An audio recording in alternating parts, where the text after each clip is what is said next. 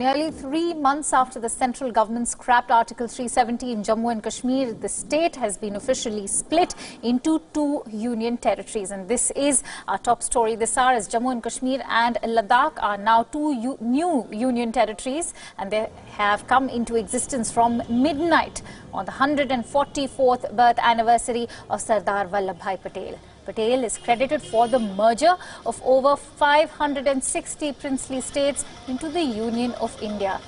It only makes sense to have split the state into two union territories. Today, Prime Minister Modi had announced the decision to end the special status of Jammu and Kashmir on August 5th this year, which was long-standing promise in the first 100 days of his second term. Jammu and Kashmir will now also get its first Lieutenant Governor, Girish Chandra Murmu. He is a 1985 batch IAS officer of Gujarat cadre and was Principal Secretary of Narendra Modi during his tenure as the Chief Minister of Gujarat. Now, former Defence Secretary Radhakrishna Mathur has taken charge as the Lieutenant Governor of Ladakh. With the bifurcation of Jammu and Kashmir, the number of states in India has now come down to 28, and the number of union territories has, of course, gone up to 9. While Jammu and Kashmir will continue to have a legislation like Puducherry, Ladakh will be without one.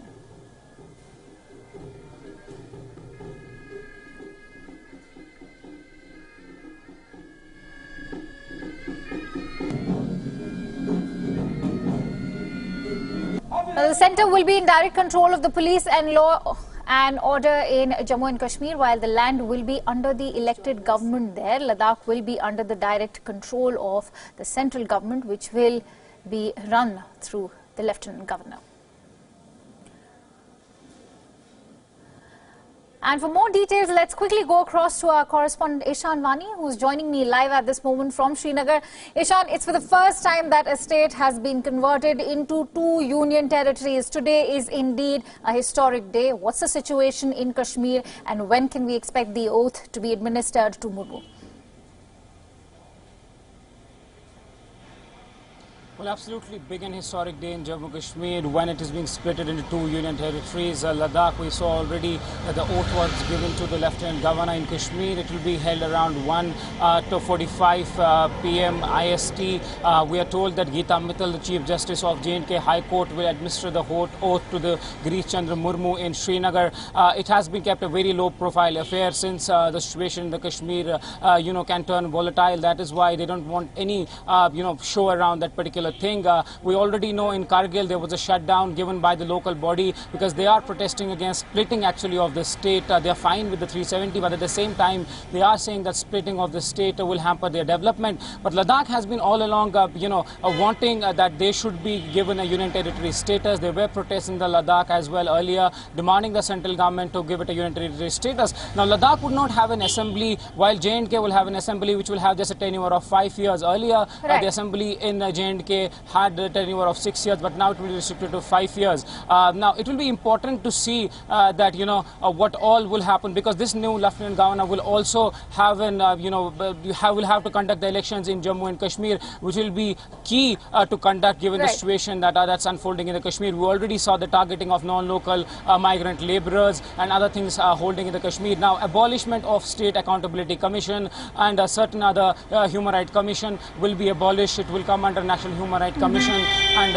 these are some of the key issues that were under, that Amit Shah had also made on the floor of the House. But he has also promised to the people of J&K that once, the development takes place and everything gets back to normal, the statehood status will be returned to the valley. We're also expecting that several political parties that would fight elections in J&K will have the statehood on their manifesto, and which will form a core idea of going into elections in Jammu and Kashmir. Certainly, Shan, as you rightly mentioned, quite a host of issues to be addressed by the Lieutenant Governor now. Now, at midnight, the Home Ministry also announced a slew of measures.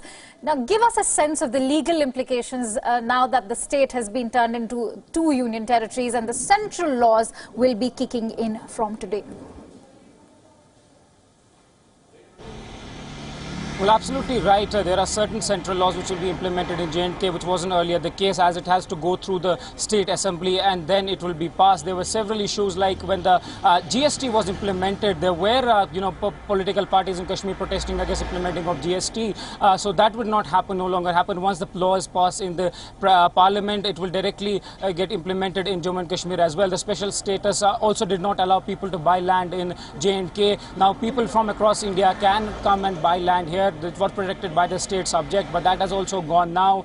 People were actually worried, but the state has been giving them advertisements in the local newspaper asking them not to worry and don't believe the rumors that their land will be taken and there will be several other difficulties for them. But the government is trying to take the people into confidence. But today, as we speak, there is a spontaneous shutdown in Kashmir Valley. But at the same time, people are hopeful that the promises made by the central government will be something that they have to cheer on. But at the same time, the government, as you already said, that police will directly be handled by the central authorities. It was earlier the Chief Minister who was the high command and would actually give commands to the Jammu Kashmir police and other forces deployed on the ground. But that would not be the case. The Lieutenant Governor will be actually the person who will be directly holding the Jammu Kashmir police and other bodies here, and then will be reporting to the President of India and the Home Ministry. This will be interesting to see that what follows next, because the changes that the government has promised to the people of J&K will be something that will be keenly looked into. Absolutely. Now, will the BJP government be able to fulfill its promises that were made to the people of Jammu and Kashmir? And of course, now in Ladakh also, we have to wait and watch as the situation pans out. We'll keep coming back to you, Ishan, as and when the oath-taking ceremony takes place with the Lieutenant Governor in Jammu and Kashmir. The Ladakh oath-taking ceremony has already taken place. Moving on, now the Indian Prime Minister Narendra Modi paid tribute to Sardar Vallabhbhai Patel. He paid tribute to the Iron Man of India at the Statue of Unity, which he had inaugurated last year, which is also the world's tallest statue. Sardar Vallabhbhai Patel's birth anniversary is celebrated as National Unity Day since 2014 when he came to power. After this, Prime Minister Modi also took part in the National Unity Day parade. The vision and actions of Sardar Patel ensured unification of the country, and now the Honorable Prime Minister offering.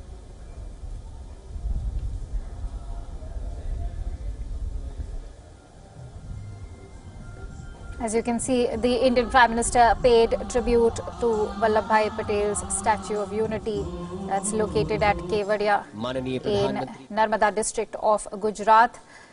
These are the latest visuals that we are bringing to you, the live shots coming in from Kevadia as the Run for Unity is all set to kick off.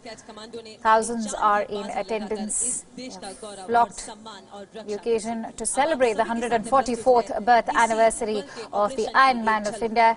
He was the first Home Minister of Independent India and the first Deputy Prime Minister of Independent India.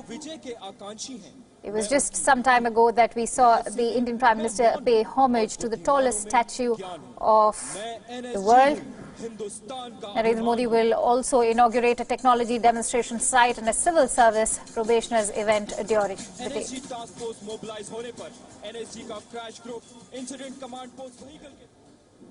Which Prime Minister Modi had dedicated to